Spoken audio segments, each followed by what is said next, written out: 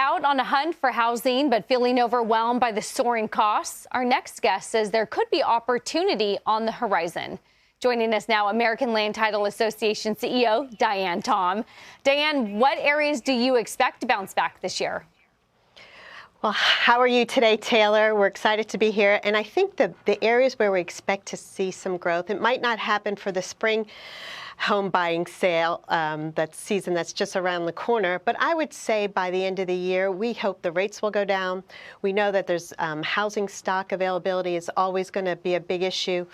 We know that that's something that they're working on, but that could take some time. It's going to be a process.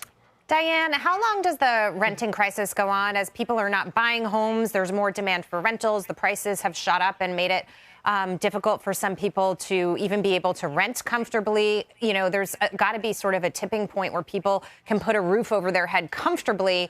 It's got to do with rates. It's got to do with the underlying economy. But when does that subside a little? You know, one of our housing economists said that there's about 1 million houses shortages within the country right now to level that out.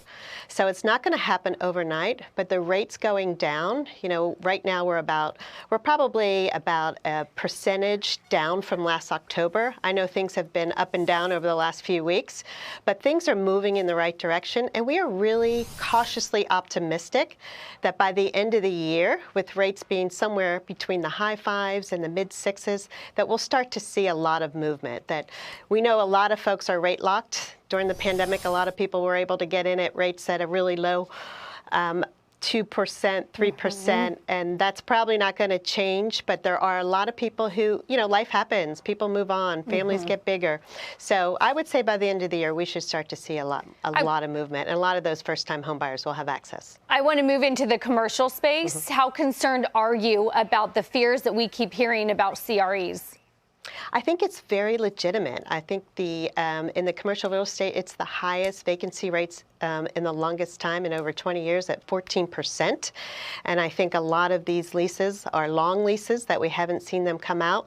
But a lot like everything else that's happened in this industry, in the real estate industry, things will shake out. There will be those that will be really affected by it because of the vacancy rates and their inability to get people back to work, whether it's because of remote work. But remember, during the pandemic, people were not starting businesses at the rates that they were starting. So there was a lot of shifting that happened. So we still haven't seen the worst of that.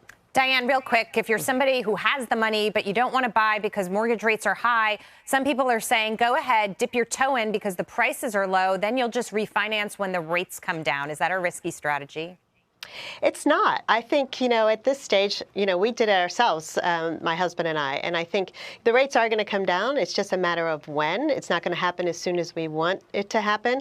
But I think if you find that piece of property and if you're in a position to be able to do that, you should do it because, you know, eventually you will be able to refinance. Diane, I keep saying you marry the home and you date the rate. Appreciate the conversation today. Thank you so much. Thank you, Taylor.